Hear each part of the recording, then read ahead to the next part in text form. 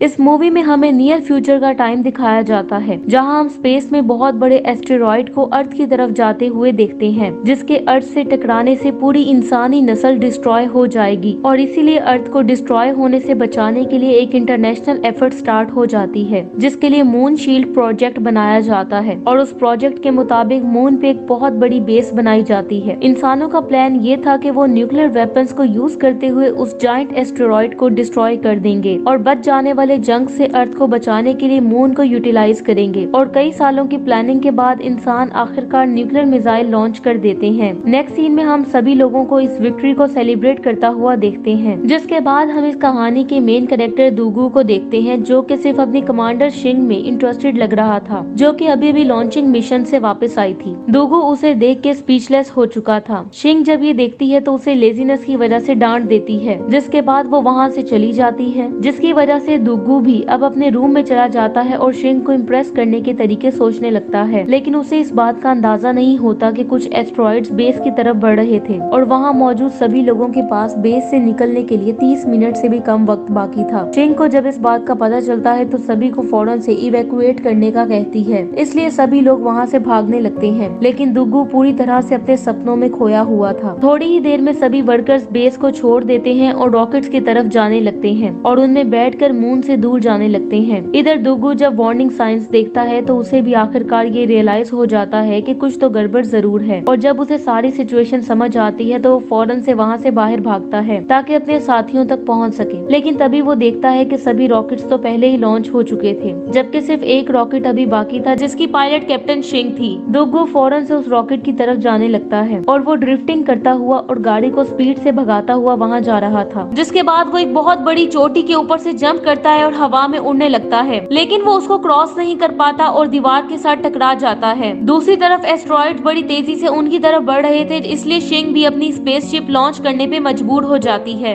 और जब दुगू आखिरकार सरफेस पे पहुंचता है तो उसे पता चलता है कि सभी लोग उसे छोड़कर वहां से जा चुके थे। जैसे ही सभी स्पेसशिप्स वहां से दूर जाने लगते हैं, इस दौरान बहुत से रॉक्स सरफेस पे गिरने लगते हैं और सब कुछ डिस्ट्रॉय होने लगता है। दुगू जब ये देखता है तो फौरन से अपनी जान बचाने के लिए भागने लगता है। इसी दौरान वो उन रॉक्स से बचने की कोशिश कर रहा होता है जो कि हर तरफ तबाही मचा रहे थे। तभी एक रॉक उसके सामने ब्लास्ट होता है, जिससे वो दूर जा गिरता है, लेकिन वो इस ब्लास्ट से किसी तरह बचने में कामयाब हो जाता है। तभी उसे वहाँ एक होल नजर आता है, इसलिए वो उसमें छुपने के लिए उसकी तरफ भागने लगता है। लेकिन फिर एक और ब्लास्ट होता है, जिससे वो हवा में उड़ता हुआ दूर जा गिरता है और बेहोश हो जाता है। इसलिए उसे इस बात का पता नहीं चलता कि एक बहुत बड़ा एस्ट्रॉइड मून सरफेस के ऊपर मौजूद था, जो कि अर्थ की तरफ बढ़ रहा था। थोड़ी देर बाद जब दुगू को होश आता है तो वो फौरन से खड़ा हो जाता है, जिसके बाद वो अपने साथियों पे चिल्लाने लगता है, क्योंकि वो उसे अकेला वहीं छोड़ के चले गए थे। लेकिन फिर उसे पता चलता है कि एक एस्टेरॉइड अर्थ को हिट करने वाला है और थोड़ी ही देर में जब वो एस्टेरॉइड अर्थ से टकराता है तो एक बहुत बड़ा एक्सप्लोजन होता है, जिससे प्लेनेट सरफेस पूरी तरह डिस्ट्रॉय हो जाती है और अर्थ एक फ्लेमिंग बॉल की तरह नजर आने लगती है, जिसकी वजह से दुगू, जो कि मून पे अकेला रह गया था, होपलेस हो जाता है, जिसकी वजह से उसके पास वापस बेस में जाने के अलावा और कोई ऑप्शन नहीं बचती। बेस में वो हर तरफ कांटेक्ट करने की कोशिश करता है, लेकिन उसे कहीं से भी कोई रिप्लाई नहीं आता, जिसके बाद उसे जल्द ही एहसास हो जाता है कि अब वो इस दुनिया में अकेला रह गया है, जिसकी वजह से वो बहुत ज्यादा गमगीन हो जाता है और मरने वाले अपने सभी दोस्तों को ऑनर करने लगता है। खुशकिस्मती से उसके पास इतना खाना मौजूद था कि वो मरने तक उसको यूज कर सकता था, जिसके बाद वो दोबारा से अपने ख्यालों में खो जाता है और वो सीधा कैप्टन के रूम में चला जाता है, जिसकी वजह से उसे मोटिवेशन मिलती है और वो दोबारा से अपनी शेव करता है और अपनी इमेजिनरी गर्लफ्रेंड के साथ डेट पे जाता है, जिसके बाद वो अपनी इमेजिनरी गर्लफ्रेंड के करीब जाने लगता है। लेकिन इस दौरान उसे इस बात का पता नहीं होता कि अर्थ पे किसी जगह कुछ लोग एस्टेरॉइड से बचने में कामयाब हो गए थे और अब वो दुगू की उल्टी सीधी हरकतें देख के परेशान हो रहे थे और उनमें चेयरमैन मिस्टर सन भी शामिल थे, जो कि कमांडर शिंग को दुगू की स्टोरी को लोगों के लिए ब्रॉडकास्ट करने का ऑर्डर देते हैं, क्योंकि उनका ख्याल था कि इससे उन लोगों को एक उम्मीद मिलेगी जिनको बहुत ही मुश्किल हालात का सामना था। लेकिन ये प्लान इसलिए इतना ज्यादा जानदार नहीं था क्योंकि दुगू वहाँ से काफी दूर था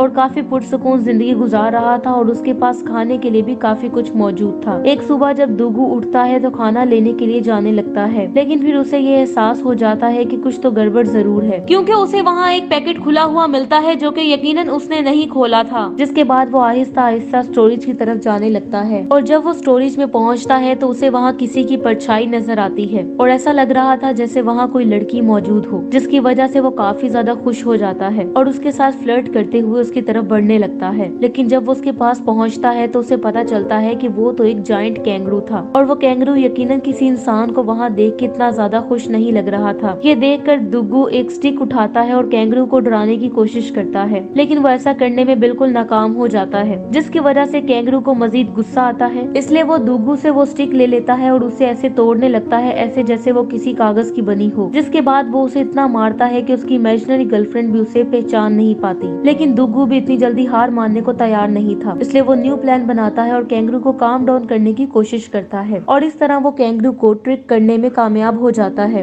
जब कैंगरू को पता चलता है कि ये सब कुछ तो फेक था तो वो उसे जोर से किक करता है जिससे वो दूर जा गिरता है। बार बार कैंगरू से हारने के बाद दुग्गू फिर भी उससे वार जारी रखने का प्लान बनाता है और इसके लिए वो अब अपनी एक मशीन गन बाहर निकालता है और कैंगरू पे फायरिंग करना स्टार्ट कर देता है, जिसमें से बहुत सी प्लास्टिक बॉल्स निकलती हैं जो कि कैंगरू को वहाँ से भागने पर मजबूर कर देती हैं। लेकिन सिचुएशन उस वक्त तब्दील हो जाती है जब कैंगरू वापस फाइट करने का फैसला करता है और दुग्गू को ऐसे ट्रैप करता है कि उसके पास कहीं भागने की ऑप्शन ही नहीं बचती, जिसकी वजह से दुग्गू कैंगरू को स्लैप करता है। जिसके बाद कैंगरू उस पे काउंटर अटैक करता है और उसे जोर से किक मारता है और वो उड़ता हुआ दूर जा गिरता है। लेकिन दुग्गू वहाँ से उठता है और जल्दी से अपनी गन लोड करने लगता है और फिर गुस्से में उस पे अटैक करने की कोशिश करता है, लेकिन कैंगरू इससे पहले ही उसे स्लैप कर देता है। जिसके बाद वो दुग्गू को पकड़ लेता है और मारने लगता है, जिसकी वजह से दोनों नीचे गिर जाते हैं। खुशकिस्मती से दुग्गू इंजर होने से बच जाता है और धीरे धीरे उठने लगता है, लेकिन तभी वो ये देख के हैरान हो जाता है कि कम्युनिकेशन डिवाइस अर्थ से सिग्नल रिसीव कर पा रही थी, जिसकी वजह से उसे फिर से उम्मीद मिलती है कि शायद ह्यूमैनिटी उन अटैक से सरवाइव कर गई है। लेकिन उसे ये पता नहीं था कि ये सिग्नल कैंगरू की टेल हिट करने की वजह से आया था, जबकि कोई भी उसे अभी बचाने के लिए नहीं आने वाला था, क्योंकि वो लोग अभी उसके लिए स्पेसशिप नहीं भेज सकते थे। लेकिन दुग्गू काफी खुश था और काफी होपफुल भी था और वो कैंगरू को भी ये दिखाता है कि हम उस प्लेनेट पे वापस जाने वाले हैं। लेकिन कैंगरू उसे एक बार फिर से स्लैप करता है और वो दूर जा गिरता है। अब दुग्गू को मून पे रहते हुए 200 दिन हो चुके थे और उसने कैंगरू के साथ पीसफुली रहना सीख लिया था और साथ ही ये प्लान भी बना लिया था कि वो कैसे यहाँ से वापस जा सकता है। वो कैंगरू के साथ मिलके वहाँ से निकलता है और रास्ते में कैंगरू को ये बताता है कि एक मिशन अपोलो 18 का एक स्पेसक्राफ्ट मून पे मौजूद है और वो दोनों उसके पास पहुँचते हैं और अब उनका इरादा उस स्पेसक्राफ्ट को यूज करते हुए वहाँ से निकलने का था, इसलिए वो उसे वापस बिल्डिंग में लाने में कामयाब हो जाते हैं और दुग्गू उसको रिपेयर करने के मिशन पे लग जाता है और उसके सभी ब्रोकन पार्ट्स चेंज कर देता है। लेकिन फिर उसे एक बड़ी मुश्किल का पता चलता है, जो कि ये थी कि वो स्पेसशिप से 20 पाउंड का वेट ही कैरी कर सकता था, इसलिए उन्हें उसको स्टार्ट करने के लिए एक डिफरेंट सिस्टम की जरूरत थी। खुशकिस्मती से न्यूक्लियर वेपन का प्रोटोटाइप अभी भी मून पे ही मौजूद था, जिसे उन्हें रिट्रीव करना था ताकि उससे वो फ्यूल हासिल कर सके। इसलिए वो दोनों फौरन से बाहर आते हैं और मून के दूसरी तरफ मौजूद रिसर्च बिल्डिंग की तरफ जाने लगते हैं। अर्थ पे मौजूद लोग भी दुग्गू के न्यूक्लियर वेपन वाले प्लान को देख पा रहे थे और वो ऐसा यकीनन नहीं होने दे सकते थे। तभी हमें पता चलता है कि दुग्गू की गाड़ी सिर्फ सोलर एनर्जी से चल सकती थी और लूनर साइकिल के हिसाब से सूरज की रोशनी सिर्फ 14 दिन तक ही चांद पे पहुंचती थी, जिससे वो गाड़ी सिर्फ 6000 किलोमीटर ही चल सकती थी और रिसर्च बिल्डिंग क्योंकि 8000 किलोमीटर दूर थी, इससे दुग्गू रास्ते में ही फंस सकता था और सर्दी की वजह से उसकी डेथ भी हो सकती थी। लेकिन कैप्टन शिंग का ये ख्याल था कि वो लोग मिस कैलकुलेशन कर रहे हैं, क्योंकि दुग्गू उसकी बिल्कुल ऑपोजिट डायरेक्शन में जा रहा था और उसका प्लान जल्द ही सूरज की रोशनी तक पहुंचने का था। और जैसा कि मून 16 किलोमीटर पर आवर से रोटेट करता है, इसलिए उसे मिशन कंप्लीट करने के लिए 41 डेज चाहिए थे और दुग्गू उस तरफ बड़ी तेजी से जा रहा था जैसे वो सूरज के साथ रेस लगा रहा हो। और इस दौरान वो सिर्फ 4 घंटों के लिए सोता था और कैंगरू उसे टाइम पे जगाने में हेल्प करता था। लेकिन इस टफ रूटीन से वो अब हेलुसिनेट करने लगा था और इसीलिए एक दिन जब कैंगरू उसे उठाने के लिए उससे बात करता है तो वो उस पे जोर से चिल्लाता है, लेकिन फिर वो किसी तरह अपने ड्रीम से वापस आने में कामयाब हो जाता है। लेकिन फिर उसे ये एहसास होता है कि रियलिटी तो ड्रीम से भी ज्यादा डेंजरस थी,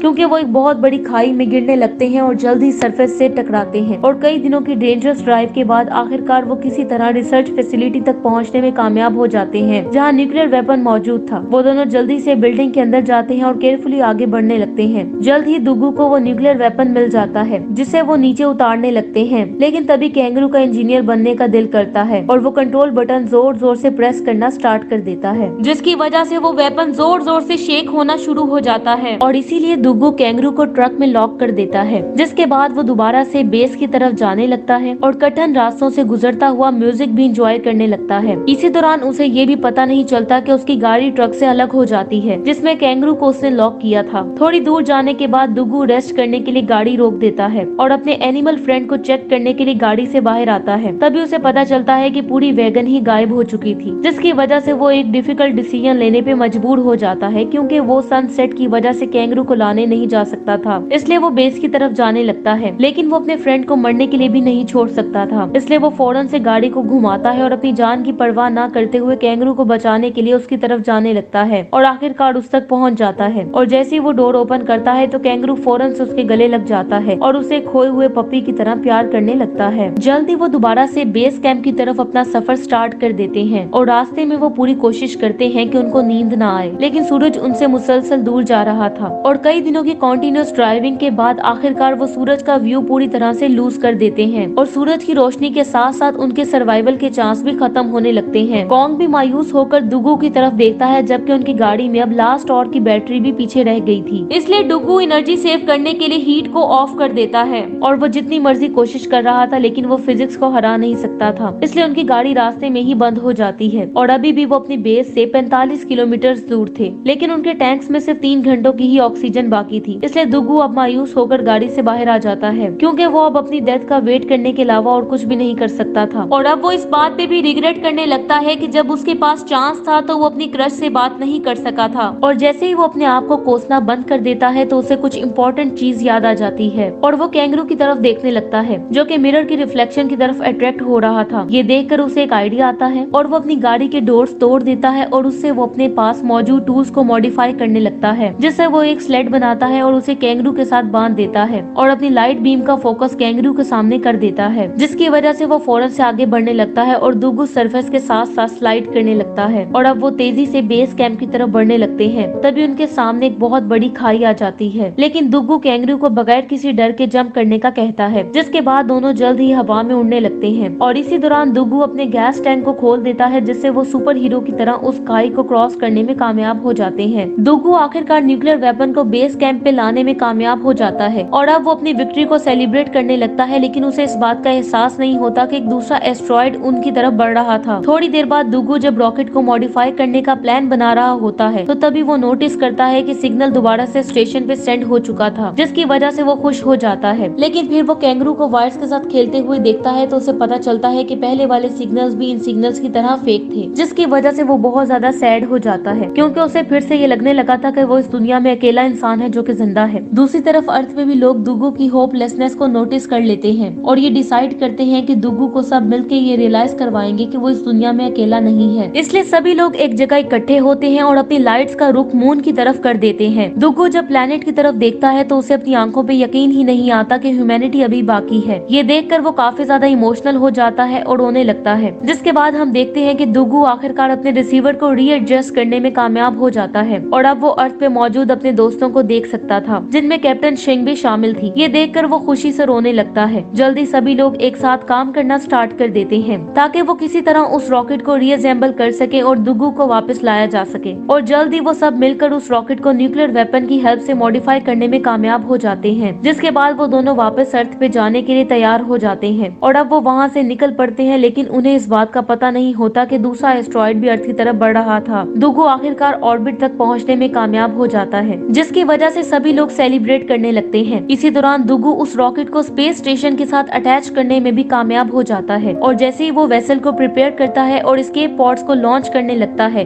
तो कैप्टन को एक बैड न्यूज मिलती है कि सेकंड एस्ट्रॉइड उनकी तरफ बढ़ रहा है। और तभी हमें पता चलता है कि वो जायंट रॉक ओरिजिनल एस्टेरॉइड का ही हिस्सा था जो कि उससे टूट गया था और अब वो कोलिजन की वजह से अर्थ की तरफ बढ़ रहा था, जिसके बाद लोगों को ये एहसास होता है कि इस वक्त अगर कोई इंसान उनको बचा सकता है तो वो सिर्फ दुग्गू है, क्योंकि उसके पास न्यूक्लियर वेपन मौजूद था। लेकिन इसका मतलब ये था कि दुग्गू का बच पाना बहुत मुश्किल हो सकता था। कैप्टन शिंग दुग्गू को ये न्यूज देने का फैसला करती है और हैरानकुन तौर पे दुग्गू इस मिशन के लिए फौरन से मान जाता है, ये जानते हुए भी कि उसको अपनी लाइफ को सेक्रीफाइस करना पड़ना था। जल्दी सभी लोग अपने शेल्टर्स में वापस चले जाते हैं और वो किसी भी बुरी आउटकम के लिए तैयार हो जाते हैं। इधर दुग्गू कैंगरू को गुड बाय कहता है और उसे एस्केप पॉड में ही छोड़ देता है, जिसके बाद दुग्गू डिफिकल्ट टाइम में उसका साथ देने पर अपने दोस्त का शुक्रिया अदा करता है और इसी के साथ वो लिवर को खींचता है और कैंगरू को अर्थ की तरफ भेज देता है और उसको जाता हुआ देख के वो रोने लगता है, क्योंकि वो शायद आखिरी बार अपने फ्रेंड को देख पा रहा था। लेकिन अब उसे सबसे इम्पोर्टेंट मिशन को पूरा करना था और इसलिए अब वो उस एस्टेरॉइड की तरफ बढ़ने लगता है और तभी वो रॉक्स के एक बड़े क्लस्टर में एंटर हो जाता है और उन रॉक से बचता हुआ आगे बढ़ने लगता है। दुग्गू उस जॉइंट रॉक्स को डॉज करता हुआ आगे बढ़ रहा था कि तभी एक रॉक उसकी शिप से टकराता है, जिससे वो स्पिन करने लगता है और अब वो उसे स्टेबल करने की कोशिश करने लगता है, जो कि आउट ऑफ कंट्रोल हो चुका था। जिसके बाद वो एक डोर को तोड़ देता है, जिसकी वजह से प्रेशर इक्वलाइज होने की वजह से उसकी रोटेशन रुक जाती है और जब वो शिप को चेक करने जाता है तो उसे पता चलता है कि इंजन पूरी तरह से डिस्ट्रॉय हो चुका था। इसलिए अब दुग्गू ये डिसाइड करता है कि वो उस बॉम्ब को मैनुअली उस एस्टेरॉइड तक ले जाएगा, लेकिन इसका मतलब अपनी लाइफ को सेक्रीफाइस करना था। जिसके बाद वो बाहर आता है और उस वारहेड को अनलॉक करता है और फिर वो उसे पुश करते हुए सीधा उस एस्टेरॉइड की तरफ ले जाने लगता है और वो बगैर किसी खौफ के उसकी तरफ बढ़ रहा होता है। इसी दौरान उसका सूट भी डिस्ट्रॉय होने लगता है और अब आखिरकार वो उस एस्टेरॉइड तक पहुंचने में कामयाब हो जाता है। इसी दौरान वो लास्ट टाइम कैप्टन को भी इमेजिन करने लगता है और इसके साथ ही वहाँ एक बहुत बड़ा ब्लास्ट होता है, जिससे वो एस्टेरॉइड पूरी तरह डिस्ट्रॉय हो जाता है। इसके बाद हम देखते हैं कि सभी लोग अपने शेल्टर से बाहर आ जाते हैं और आसमान की तरफ देखने लगते हैं और दुग्गू के सेक्रीफाइस को याद करने लगते हैं। कई साल बाद ह्यूमंस अर्थ को रिस्टोर करने में कामयाब हो जाते हैं और कैंगरू को नेचर में अपना घर दोबारा मिल जाता है। कैप्टन शिंग और उसकी टीम को दोबारा से मून पे भेजा जाता है ताकि वो अर्थ को प्रोटेक्ट करने के लिए अपना काम जारी रख सके। इसी के साथ ही मूवी एंड हो जाती है। Thank you so much for watching.